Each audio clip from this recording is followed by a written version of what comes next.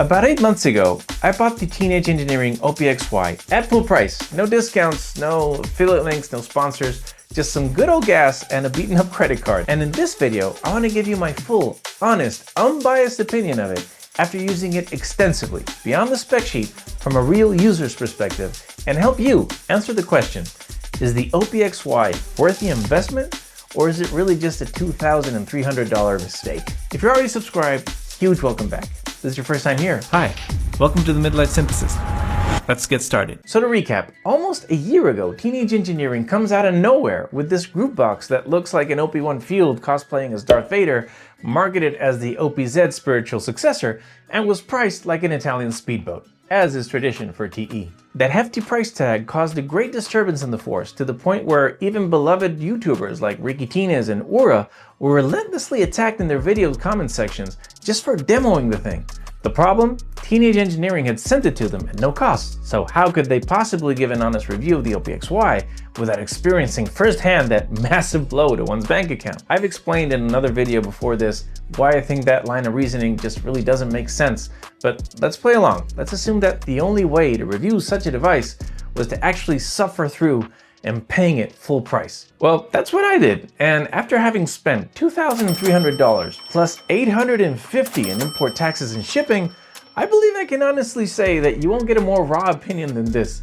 So here goes. The OPXY is a sampler, a synthesizer, a sequencer, and a musical performance and experimentation station, all packed into one. While the OP1 had its infamous tape workflow that gave you only 4 audio tracks to work on and also just one project at a time, the XY has a more flexible approach to music making, as it's very MIDI focused and allows for multiple tracks and scenes available per project, as well as having thousands, possibly, of projects available for you to save on the machine. The 8 instrument tracks can be either set to be sampler engines or use one of its internal synthesizer engines. Beyond that, you also get a host of MIDI and audio performance features like the brain, the punch-in effects, and the tape, which I'll get into a bit later in the video. Since everything is sequenced via MIDI, you can pretty much edit and change practically anything at any point in time. Another big difference with its paler twin is that it does offer an undo button, but it's fairly limited in both what can be undone and how many steps back it can go. The grayscale aesthetic was kind of a controversial, or let's call it a bold choice, and personally, though I love the OP1's colorful and more playful nature,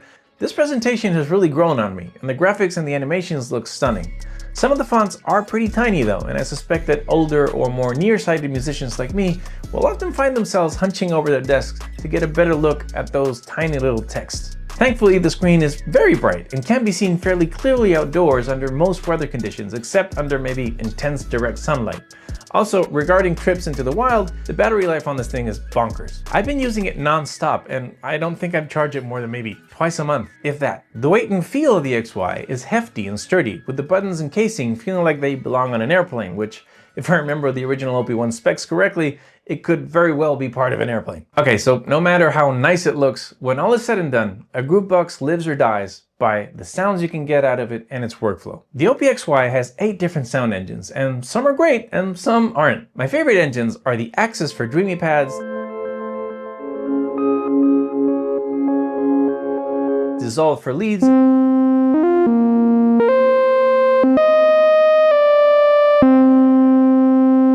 and Prism and Simple for bass.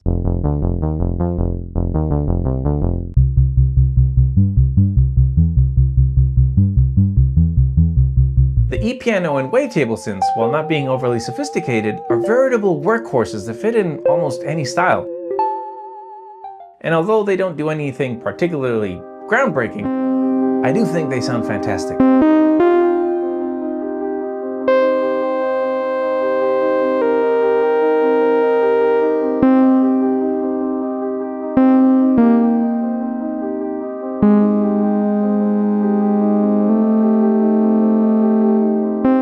Now, there's always a dud with these things though, and for me, that's got to be the HeartSync engine. Mostly because I find it to be too quiet, and I haven't really been able to squeeze out any memorable sounds from it. That's why I find its animation to be really appropriate, since it really does put the blow in blow dryer for me. Although you won't be replacing your Take 5 or your Sub 37 with any of these, the synth sounds on the XY are truly more than just good enough. I found some very beautiful and inspiring sounds in here, and the palette is varied enough then I'm usually not left feeling like I need to add another synth sound to create a complete and finished track. The ability to also randomly create patches with the press of a button is also incredibly useful, as you can always just roll the dice and look for an inspiring sound.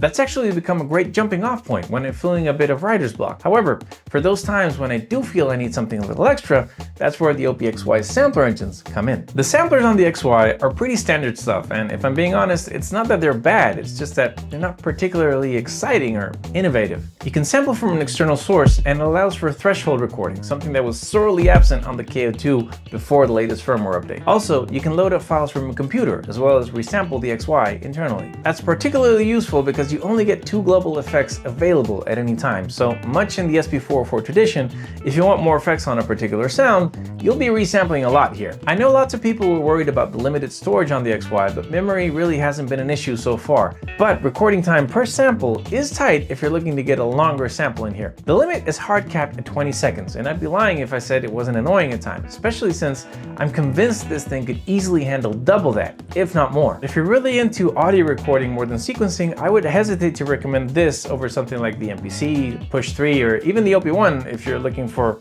an XY form factor. By the way, if you want a more detailed breakdown of the XY versus some of the competition like the MPC or the Push 3 or even the M8, I'm going to link a few videos down below so you can check them out. Also, let me know in the comments what devices you think might give the OPXY a run for its money. I'd love to hear what you have to say. As of the recording of this video, the sampler only allows for pitch shifting and no time stretching. You can copy and paste samples from one button to another, and that allows you to sample chop in a way that reminds me of the classic SP404 workflow, where you'd copy a sample over multiple pads and chop them up and truncate them from there. That being said though, I do think that adding a slice grid or some sort of lazy chopping feature a la MPC would vastly improve the speed and workflow here. The sampler also allows for the use of envelopes and effects, but those are spread out across the entire kit, so you won't be able to have, say, a reverb on the kick and a delay on the snare separately.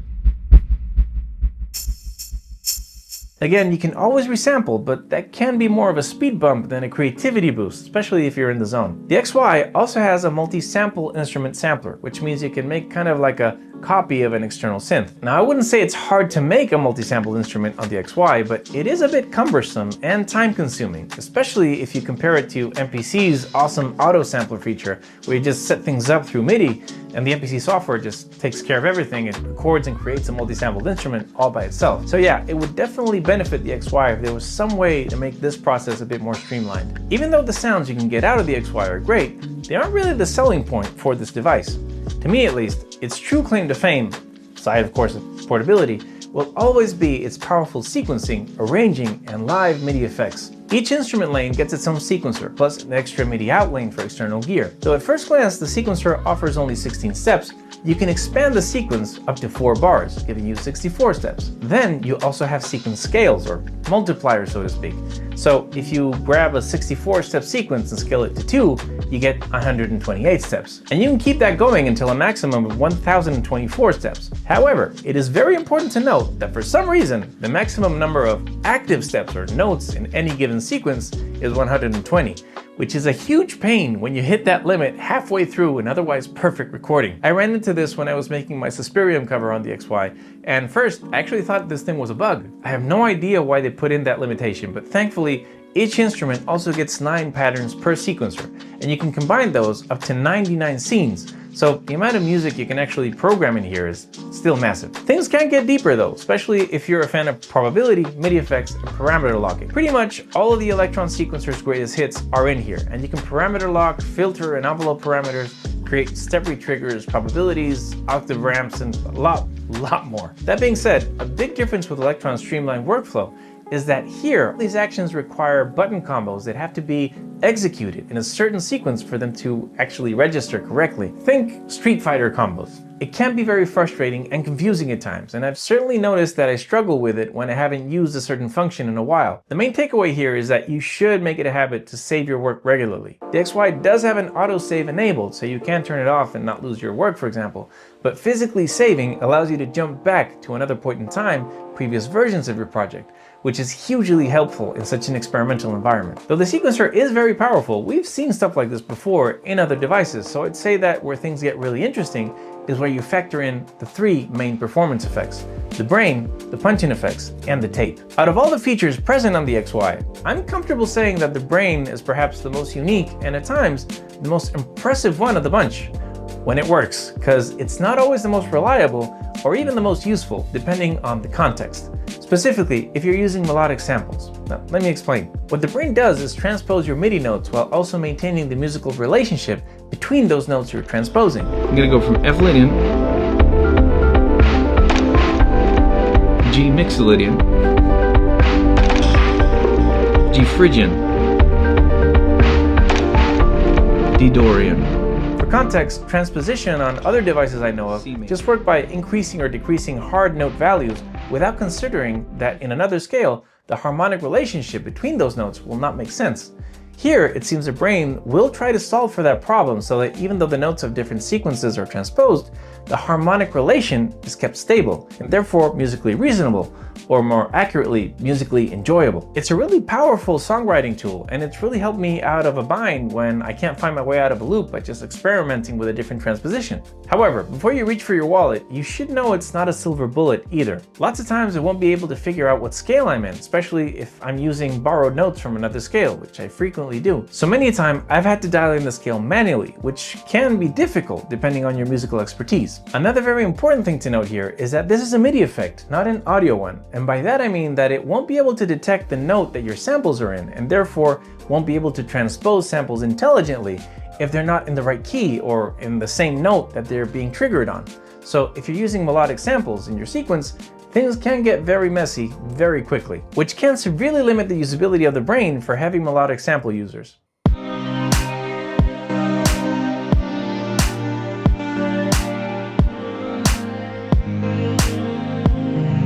The punch-in effects and tape are very fun to use, but they're definitely the ones more likely to end up causing effect fatigue. Much like the beat repeat on the SB404, it's really cool the first couple of times you hear them, but they can get old after a while if you rely on them too much.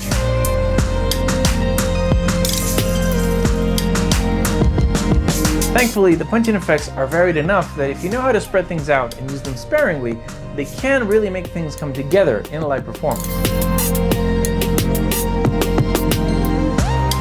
As a side note, and speaking strictly as a performer and not a listener, it is so much fun to go apeshit on the punch-in effects.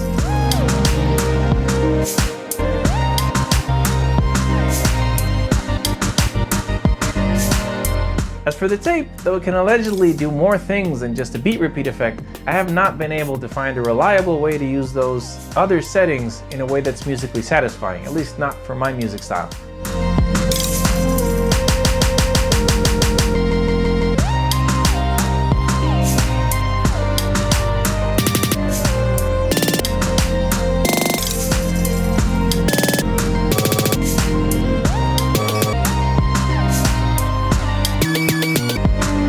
So in my case, I just keep it as a beat repeat, and I do get a lot of mileage out of that way, but I don't really play with the other settings that much. Finally, to round off a list of interesting MIDI features, you also get the arpeggiator and the maestro function, which is similar to a chord memory mode in other devices, so you can program in custom chords to play with one key, as well as being able to strum them out in different speeds. Aside from MIDI, the XY does have some audio processing chops as well.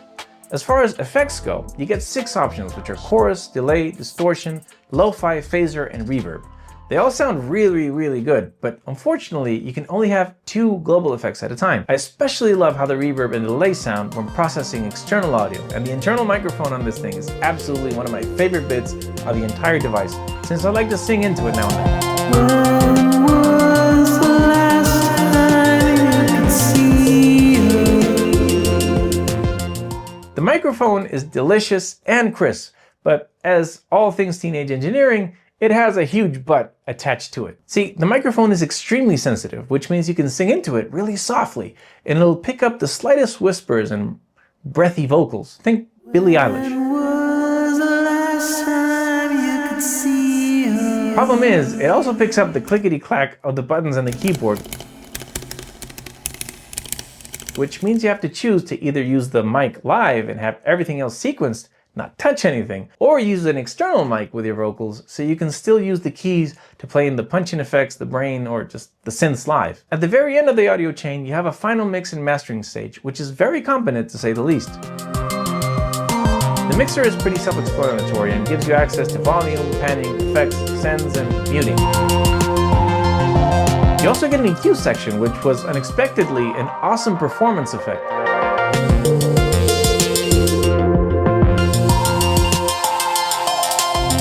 A saturator that allows you to give your track a bit more grit and drive.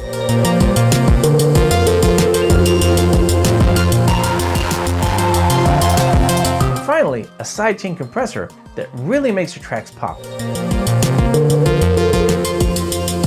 Say what you will about Teenage Engineering, but damn if I don't know their audio. Although the XY can perfectly be used as a standalone, unlike the OP1, the XY seems to have been made with the idea of integrating it into a bigger multi-gear system in mind.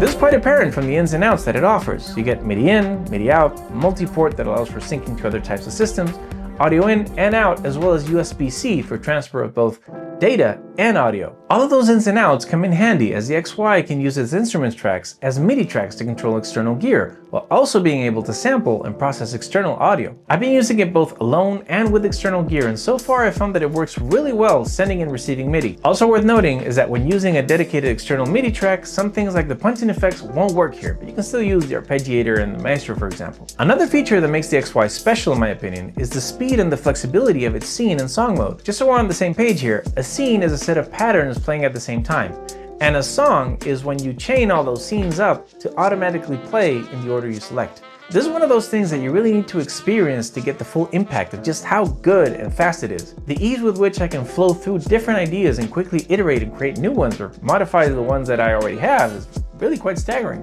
Especially for a device that's meant to be played on the go and in short bursts, its fast workflow is a killer feature. It also helps that the instruments themselves are tied to the patterns they inhabit. So on each pattern, you can actually have a completely different set of instruments than on the previous one. It makes for one of the most frictionless music making environments I've ever tried, and it's the reason why it's been in so many of my videos since I got it. Before jumping into my conclusions, I want to just briefly touch on the subject of firmware stability and bugs. Thing is, when this thing first came out, things were rough to say the least. As you may be able to understand, if you're paying this much for something, a bug here will bother you way more than on a less expensive device. And I ran into my fair share of both minor and major bugs in the first couple of weeks, which I reported in my videos back then. That being said, I'll give credit where credit is due, and Teenage Engineering have consistently been putting out updates since release, and I'd say that at the time of this recording, it's finally at a point where it feels robust firmware-wise. So with all of that said and done, and being down almost $3,000 in my bank account, do I still think it's worth it? Well, if I'm being honest, I could argue both yes and no. See, by itself, the XY is a well-built, highly stylized machine that sounds great and delivers a unique music-making experience.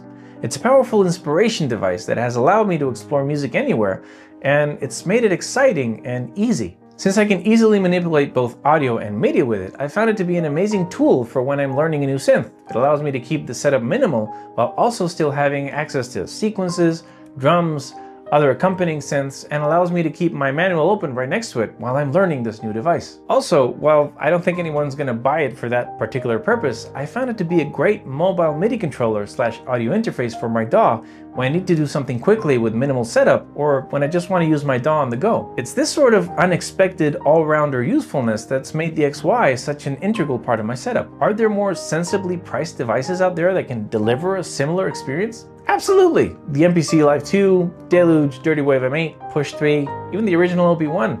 They're all amazing portable standalone solutions at a fraction of the price, but they all offer a different experience and workflow. Not necessarily better or worse, but they are different, and save for the M8, none of them can really compete with the XY on portability, at least in regards to size and battery life. And beyond that, the XY is just, generally speaking, just a great time. This experience has been ridiculously expensive and financially unreasonable, yes. But after my time with it, I'd be lying if I said that I regret a single penny that I spent on it. If you're still watching, thanks so much for sticking around. Remember, you can always support my channel with something as simple as clicking the like button, subscribing, or leaving me a comment below, even if it's just to say hi. I hope you found this video useful, or at least entertaining. Have a great week. I'll see you next time.